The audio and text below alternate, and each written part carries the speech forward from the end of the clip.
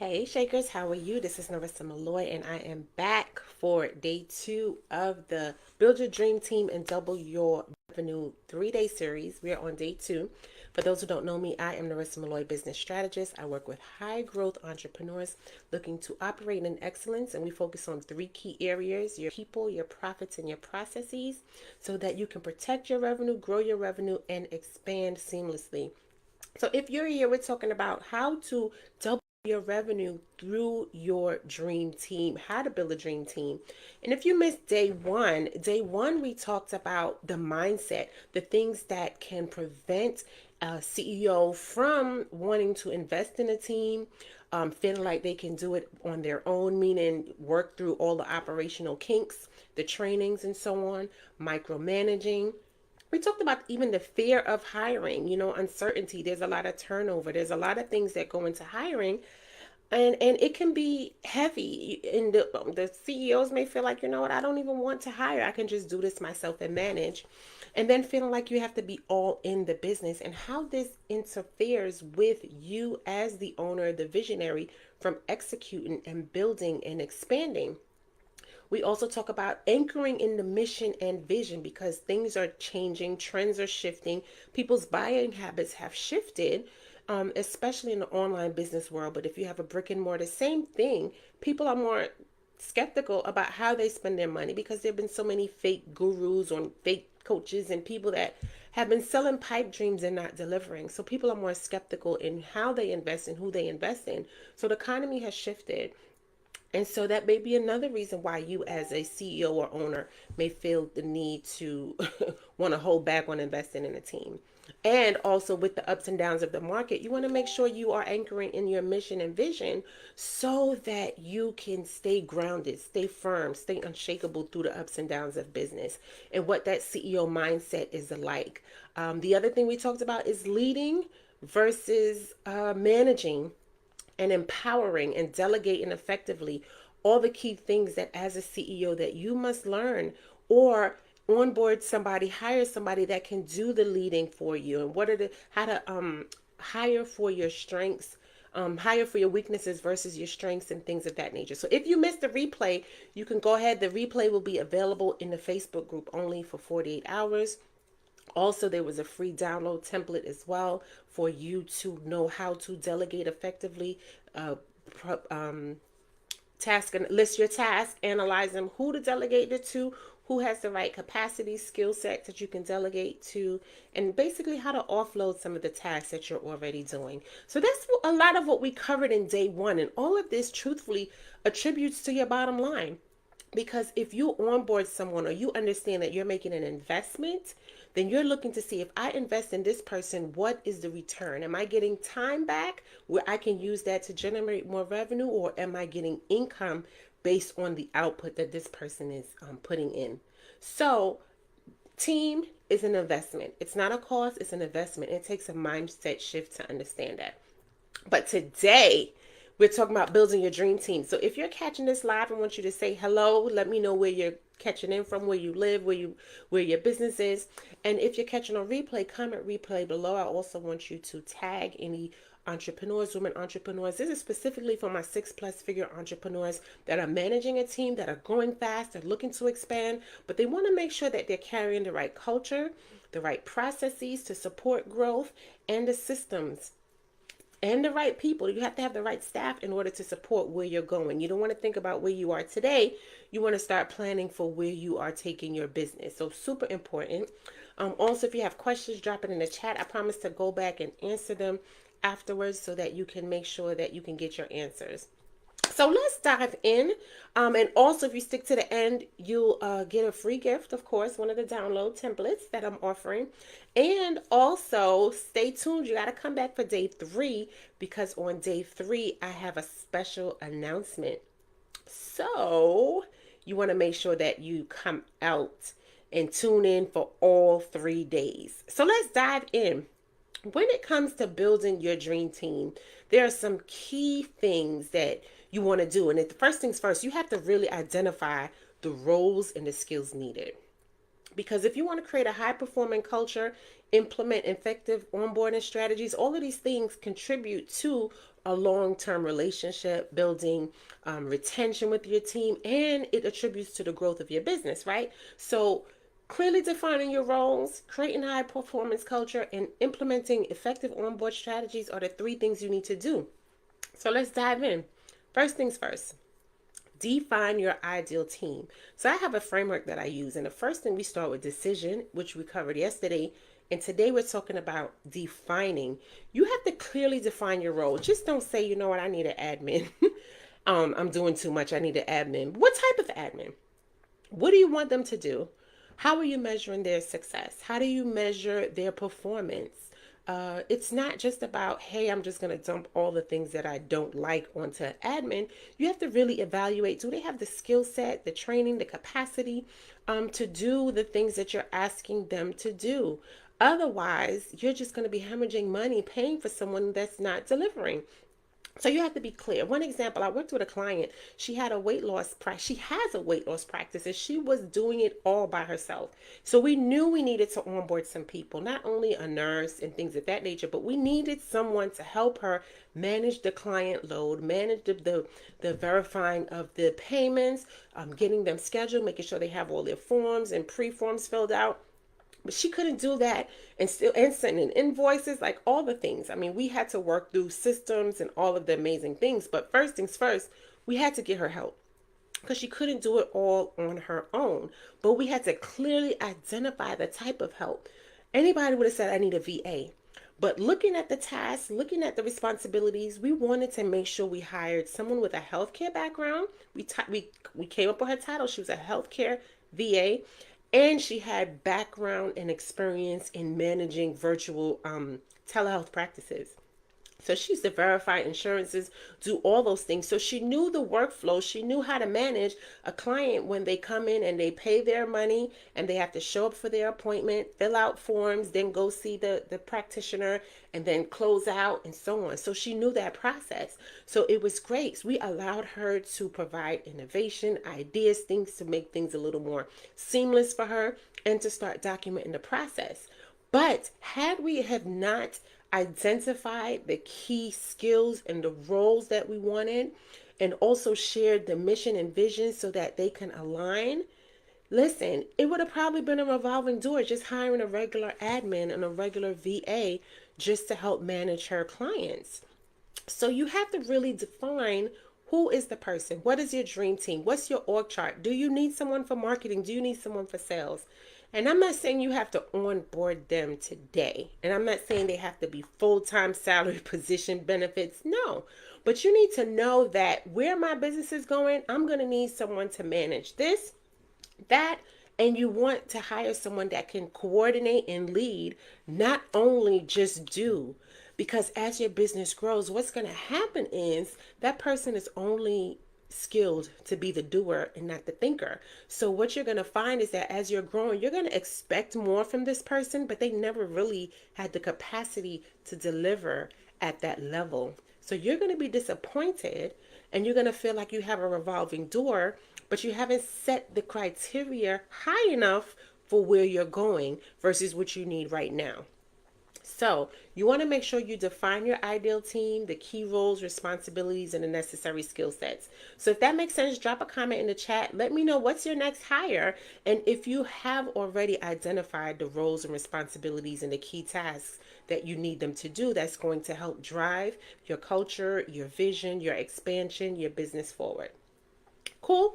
So if you're ready for number 2, say number 2. All right. The next thing you want to do is to create a high performance culture, right? And you know what? Let me go back. Let's say onboarding. Let's start with onboarding, and then we're going to talk about the culture. Because onboarding for success is important. When you bring on someone new onto the team, what does that process look like? Do they fill out any paperwork? Do you do any type of assessment, strength finders, bank code, anything? Enneagrams, anything to identify the characteristics of this person. And I kind of touched on this yesterday, but it's so important to include it in your onboarding so you know the type of person you're dealing with. You know what strengths they bring to your organization, to your business, to your company. But it's so crucial that you get to know who they are, right? And then what type of training do they need? Do you have a checklist? Do you have an onboarding checklist that checks off everything that they need to do as they get started? Or are you bringing them on, giving them assignments, and they don't even have full access yet? Do you have a system where you meet and then they shadow you for a couple days? Or do you have a system where you meet with them and again, you make sure you verify that they can get into all the systems that you use? Right? What is your process for onboarding? Because I'm telling you, I've been in some places where the onboarding was crappy and I just left. Onboarding, a lot of times it sets the culture for the rest of what the experience is going to be like. So you want to make sure that you have some type of system and process for bringing people on board, bringing people into your ecosystem, hiring, and the same goes for your clients. But here we're talking about a dream team. Because if you can provide everything they need up front and support along the way, then they're going to stick with you. So make sure you have what other trainings you have. If there's sales trainings, can that person attend a sales training? If there's a new system or updates to one of the CRMs you're using, hey, sign them up. If you're in a coaching and a mentoring program, can they attend as well? Ask, can your team member watch this specific training? Or what do you need to do to ensure that they are set for success, right? So you want to incorporate that, the training programs, the onboarding, and then support. If you know that you do not have the capacity to support a new hire, then you're going to have to make a decision. You're going to have to make a decision. Am I going to bring on this person and fall back a little bit just to make sure that they can be set up for success? Or are you going to bring them into the chaos, your negative energy, your impatience, like all the things you have going on, and you can't properly train and you find yourself dumping? So again, you have to get a hands-on and understand that when you're bringing somebody into your team, it's not for today, it's for the long run. You truly are bringing on people that you want to run and grow with you, not just solve the problem that you have today of doing too much. So you want to be keen on what that process is for bringing them on, the onboarding, the training, and how can you support them in that role. Or have someone that you can dedicate that can be that support for them that's already on your team. So hope that made sense. And lastly, creating a high performance culture. If you are managing a team of already 3, 5, 10, 12 people, you want to make sure that you're fostering a positive, collaborative, accountable culture. It's hard for CEOs to run a business and lead and manage a team. I'm telling you, it's hard, especially if you don't have leaders in place or an ops person or someone that can help with the leadership.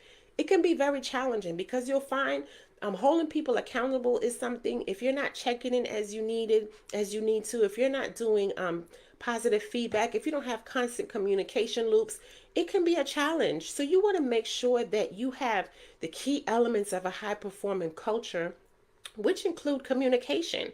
Number one, how are you guys communicating? How often are you communicating? Are you providing an opportunity for constant feedback? And I mean, when I say feedback, not only feedback from your team, but on you yourself as a CEO. What can I do better? It's great to ask, are there any things that I can improve upon? You got to be open to constructive criticism and feedback from the team so that you can grow and be better as well. And then as you grow and be better, you can implement and teach the same things to your leadership, right? So you have to have some type of communication that's constant, clear, concise, regular, so that people can feel like they're in the know. They know what's going on and they can have buy-in as well. You want to foster collaboration. What can we all contribute? What skills and talents? How can we work together to accomplish this goal? Ask for ideas, ask for input. It shouldn't be like a dictatorship. It should be, all right, I value everyone's opinion, their feedback. Tell me what your ideas are, right? So you want to ensure that you're allowing people to provide that and accountability. Listen, this project was due today at 12 p.m. and I noticed it's 3 o'clock and I have not heard anything back. Can you give me an update on where we are? Simple. Being accountable, staying on top of it, not letting things slide the next day, or you don't want to be confrontational, but you again If these are the things you have an issue with, then you're going to have to onboard somebody that can handle the confrontation for you. But you want to hold the team accountable to the expectations that you have set, the expectations that's in their job description, their roles and responsibilities. You want to be able to hold them accountable and know when it's time to let go, truthfully. I just dealt with this the other day. It's been hard dealing with challenging members of the team, and you feel like, I don't want to let go yet because I have to onboard somebody. But sometimes it's just best to cut your losses and say, listen, this is not working. Let me save my money and let me work it and do what I have to do and bring another person in place, right? So high performance culture, because here's the thing. When you continue to have someone that underperforms on your team, it becomes toxic. It's like a cancer, it spreads. If people see and feel like this person can underperform and continue to remain part of the team, then they're going to fall back too. They're like, I don't have to deliver and do as much. Oh, so you want to make sure you set the culture, you set your boundaries, you set your expectations, and you hold people accountable to the deliveries, the deliverables, the expectations, the culture that you want to create on your team. And so, lastly, the other part of creating a high performance culture is engagement. What are you doing as far as employee recognition, engagement? Do you have something where you honor people every week, every month? What do you have in place to keep them engaged, to feel valued, to feel recognized, to motivate them? And be creative. Do you have a birthday club where you celebrate someone's birthday? If you have a remote team, you can send a gift card, you can do a shout out in a newsletter. Like, how are you showing your team that you really value them? And to be honest, you could be busy as a CEO and things like that escape you, but these are the things that are so important when you're building a team of various roles and responsibilities in different parts or departments. You want to make sure that you are acknowledging the work that they do and the little things. People want to know that you care about them and they're not just there to produce, because then they will not buy in. They will not be engaged. They will not own it because they don't feel a part of it, right? So that's key. And that's it, really and truly. Creating a high performance culture, you got to think about how can you foster a positive, collaborative, and accountable team culture. And those are some ways that you can do it. So I would love to know, share in the chat, what are some ways that you create a high performance culture? Are you doing some of these things now as far as recognition? How is the team embracing that as well? So it's so key, it's so crucial when it comes to building a dream team. And here's the thing. All of these things tie into revenue. I'm going to say this again. All of these things tie into revenue. Tomorrow, what we're going to talk about is how leading your team can double your revenue. Being an effective leader, making sure that you have some key things in place that's going to drive revenue and double your revenue. So you want to make sure that you show up tomorrow. Plus, I have an announcement for tomorrow that you want to make sure that you take part in. So I want to do a quick recap. We talked today about building your dream team, the key factors it takes for you to build a dream team. First, you want to define what is your ideal team, right? What does that look like? What are the roles and responsibilities? And then you're going to pick out the one that you need right this minute. But be clear, you don't just want an executive admin, but what are the key skills that they really need to have in order to support you? What type of background, what type of systems or software they need to be familiar with in order to support you, right? Identifying the skills and making sure the values align, meaning, are you taking any type of assessments as part of the onboarding process to identify the strengths and weaknesses of the team, right? Next is creating onboarding. Onboarding for success. Do you have a system? Do you have a process in place? What does that look like? Do you have an onboarding checklist? Any training programs? Do you give them access to any sales trainings, marketing trainings, whatever to support them? What do you have to continuously pour into them so that they can learn? And a lot of times it does not have to cost you any money. If you are already in a training program or already in a mastermind program that have these trainings, can you allow a part of your team or someone in your team that's leading, for example, marketing, to watch one of the trainings on marketing. If it's a training on sales, can you have them watch that training on sales, right? That's no additional cost because you're already paying for the development for yourself. Share the knowledge. Also, mentoring, support. Who do you have that can be connected? And if it's not you, how can you create that time? Put it in your calendar to meet with that person regularly, to check in, to provide feedback, all those different things, which is so important. And then lastly, creating a high performance culture. Identifying what is the type of culture you want, what does it look like, and including communication, collaboration, and accountability. So important. How are you promoting effective communication, constant, clear, and concise communication? How you fostering collaboration? Any birthday celebrations? Any employee engagement? What are you doing to foster that environment? And then accountability. Are you holding people accountable for the things, the expectations that you have already set? The job roles, the responsibilities. Are you holding them accountable to that? What does that look like? Those are the key ways that you can create a high performance culture. So that was the recap. I hope that blessed you. I hope that brought you some ideas and some things that you can turn around and implement starting tomorrow. And starting with an onboarding checklist. Do you have an onboarding checklist? If not, drop a comment in the chat because we'll give you that as a free gift, your own onboarding checklist.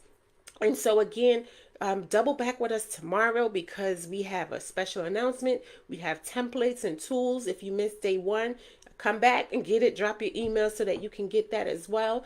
So you want to make sure that you leave here equipped. You have the tools, you have the resources to really understand why it's so important to build your dream team so that you can double your revenue. It's so crucial and so important, especially if you are moving and growing and expanding. You want your team to be able to do that with you because it's going to be hard to do that as the owner, as the operator, doing all the things and expanding and you don't have the support, right? So you want to make sure you have the right support, the right people in the right roles so that you can grow a sustainable business where you're protecting your profits as well, protecting your revenue while you're growing it, right? So again, I hope this brought value. Drop your comments in the chat, questions in the chat. Tag, share this broadcast as well. I hope it brought value. And see you tomorrow, 7 p.m. at the same time for day 3, where we talk about how to double your revenue with your dream team. I'm Narissa Malloy, business strategist. I hope this brought value. Have a great, great night.